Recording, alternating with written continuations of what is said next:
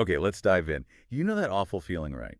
Where your stomach just lurches and everything feels, well, wrong. Nausea. Yeah, we've all been there. Exactly. From maybe bad takeaway food to a really bumpy flight. But what's actually happening inside our bodies, it's surprisingly complicated, way more than just a simple tummy ache. Yeah, it really is. So today, we're doing a quick, focused deep dive into the medical understanding behind nausea and vomiting. We're drawing on standard medical reference materials here. Yep, our mission is basically to unpack the essential mechanisms, the pathways, how doctors think about it, all the core stuff, but keeping it concise. Right. And first off, let's clarify some terms, because it's not all the same thing, is it? Our source material makes some distinctions. Good point. There's nausea itself, that really unpleasant feeling you're about to vomit. Often comes with, sweating, maybe your heart races a bit. And sometimes that feeling is worse than the actual vomiting. It absolutely can be. Then you have vomiting, the forceful expulsion. Pretty straightforward, if unpleasant. Then retching. Retching is like the dry run, the muscle movements of vomiting, but nothing actually comes up. Ah, okay. And the last one was regurgitation. Yeah, that's different again. It's more of an effortless return of stuff from the esophagus back up. No real force behind it, not like vomiting. Got it. So knowing those differences is helpful. Let's talk nausea first. You mentioned a stomach rhythm. I did, yes. One key idea, peripherally at least, involves a disturbance in the stomach's normal electrical rhythm. Like a heartbeat for the stomach. Kind of. Yeah. Normally it has this steady electrical activity around 3 cycles per minute, but with nausea, this rhythm gets disrupted. How so? It might speed way up, that's called tachygastria, or it might slow right down, which is bradygastria. Okay. And what's really interesting is, like, in studies on motion sickness, when they induce it visually, that vection effect. Yeah, like in an IMAX theater sometimes. Exactly. They see this tachygastria, the faster rhythm, actually starting before the person feels nauseous. And the more intense the tachygastria, the worse the nausea feels. Wow. So it's a real physical change. Absolutely.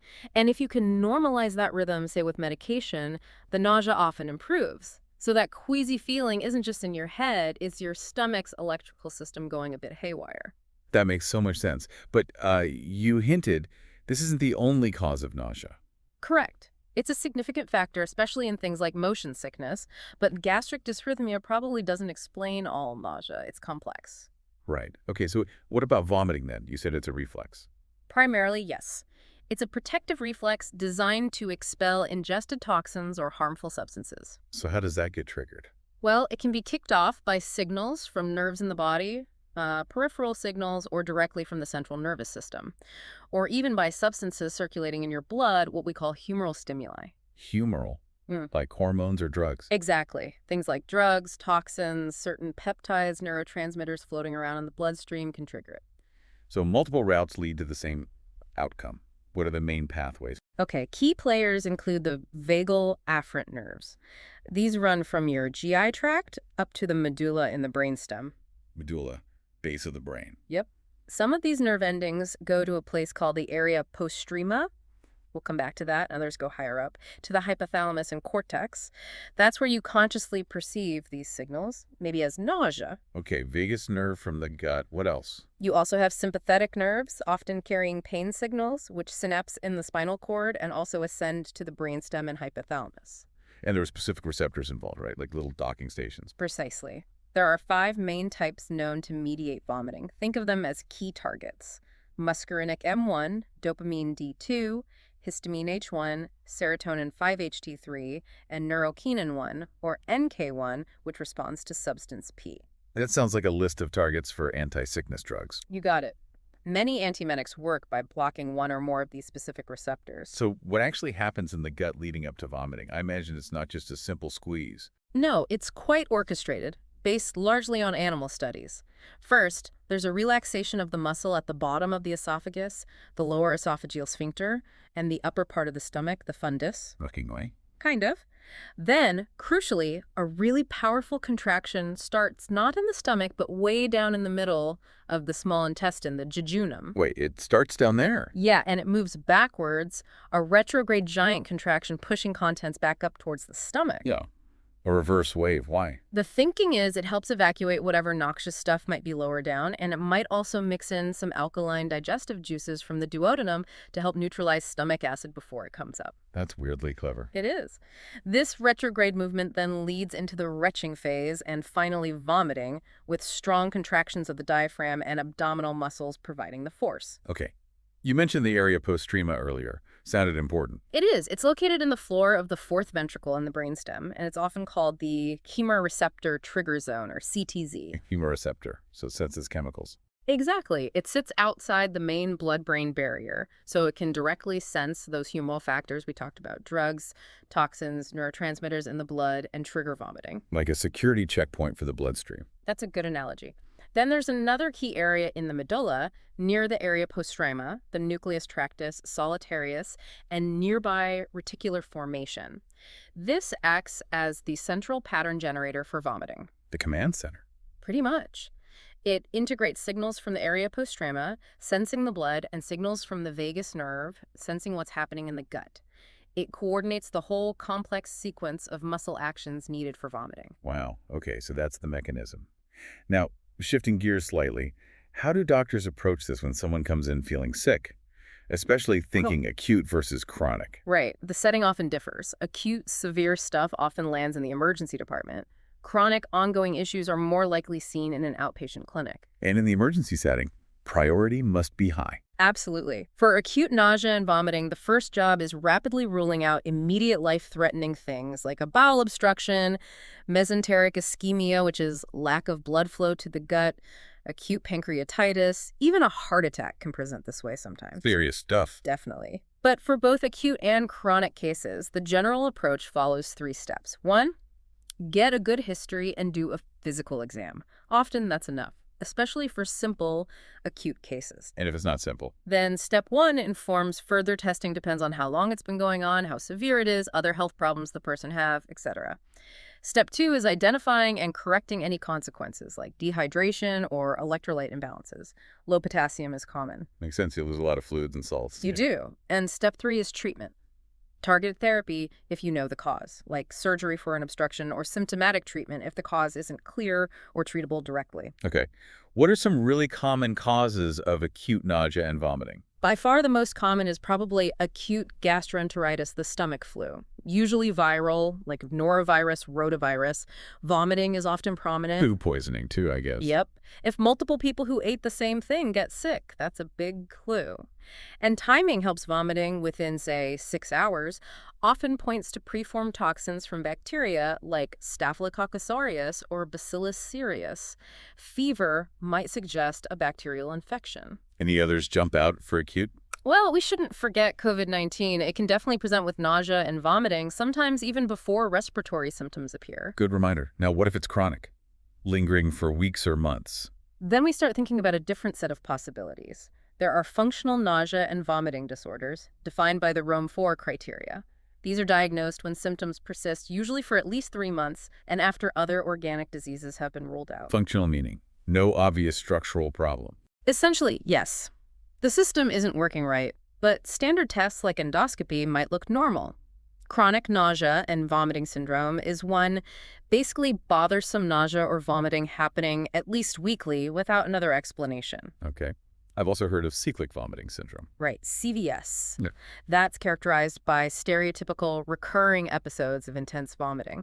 They usually start suddenly, last less than a week, and the person feels fine in between episodes. There's often a link to migraines. Stereotypical meaning the episodes are similar each time. Exactly. Same time of day, same duration, same symptoms. There's often a pattern, a prodrome phase, the intense vomiting phase, recovery, and then the symptom-free interval.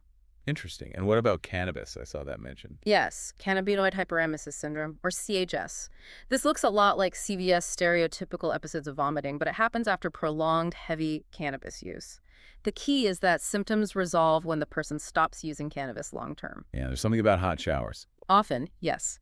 People with CHS frequently report that taking hot baths or showers provides temporary relief during episodes. It's quite characteristic. Huh. Okay, any other chronic causes we should touch on? Well, rumination syndrome is important to distinguish. It's often misdiagnosed as vomiting. It's more of a behavioral thing where someone effortlessly regurgitates recently eaten food back into their mouth, chews it, maybe swallows it again. No nausea beforehand, usually. And that's treated differently. Primarily with behavioral therapy like diaphragmatic breathing techniques.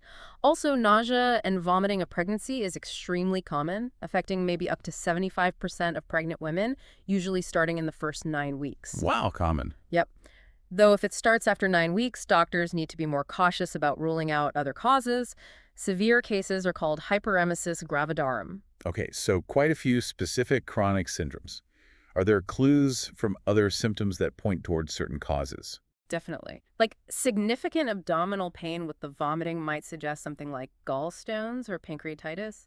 Bloating and tenderness could point towards a bowel obstruction. What if someone vomits food they ate hours ago? That suggests the stomach isn't emptying properly. Could be a gastric outlet obstruction or gastroparesis. A doctor might hear a succussion splash, sloshing sound when listening to the abdomen. And vomiting blood or coffee ground material. That's a sign of upper gastrointestinal bleeding, needs urgent attention. Heartburn. Heartburn with nausea could be GERD, gastroesophageal reflux disease. Sometimes chronic nausea is the main symptom of GERD without obvious reflux. Okay, any other flags? Feculent vomiting smells like stool suggests a blockage low down in the intestine, or maybe a fistula connection between the colon and stomach. Vertigo with nausea points to the inner ear, like vestibular neuritis. Headaches could mean migraine-associated vomiting. Are there red flags suggesting it might be coming from the brain itself? Yes. Things like vomiting that's worse early in the morning, sudden or projectile vomiting without much nausea, vomiting triggered by changing position, or vomiting along with neurological signs like double vision or weakness. These warrant investigation for central nervous system causes. Intractable hiccups can also be a clue sometimes. So lots of detective work involved. What about tests if the history isn't enough? For chronic unexplained symptoms, an upper endoscopy, EGD, is often done. A camera looks inside the esophagus, stomach, and duodenum for obstructions, ulcers, inflammation. And if that's normal. Then a gastric emptying study might be next.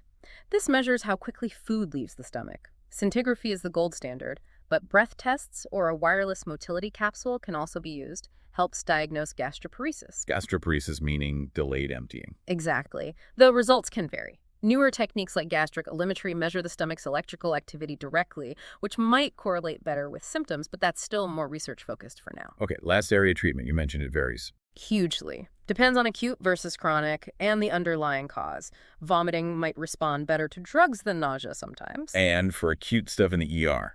Evidence comparing drugs isn't great, surprisingly. Things like metoclopramide, ondansetron, prochlorperazine are used. Often comes down to doctor preference, cost, and side effect profiles. Prochlorperazine can cause low blood pressure or movement issues. Metoclopramide also has movement side effects, though slow infusion helps. And chronic treatments. Serotonin antagonists like ondansetron are mainstays for chemo-induced nausea, but used elsewhere too. Prokinetics like metoclopramide or domperidone, which isn't easily available in the U.S., help stomach emptying. For cyclic vomiting syndrome, low-dose tricyclic antidepressants can be used preventatively. Any more advanced options? For very severe refractory gastroparesis, gastric electrical stimulation is sometimes used, but evidence is mixed. Surgical options exist too, like pyloroplasty or even gastrectomy, but again, often reserved for extreme cases with limited evidence. Endoscopic pylorotomy shows some promise for short-term relief in refractory gastroparesis. Wow. So even in this quick overview, it's incredibly clear. Nausea and vomiting aren't simple at all.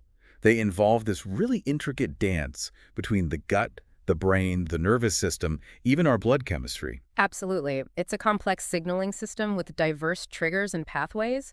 Understanding even a bit of that complexity is crucial for figuring out what's going wrong and how to manage it effectively. It really underscores the connection between mind and body, doesn't it? Which makes you wonder, given how interconnected the gut and brain are in these symptoms, what other everyday bodily feelings, maybe ones we dismiss, might actually involve similarly complex intertwined pathways that we just don't fully grasp yet? That's a great question. It definitely highlights how much more there probably is to learn about how our bodies function as this incredibly integrated system.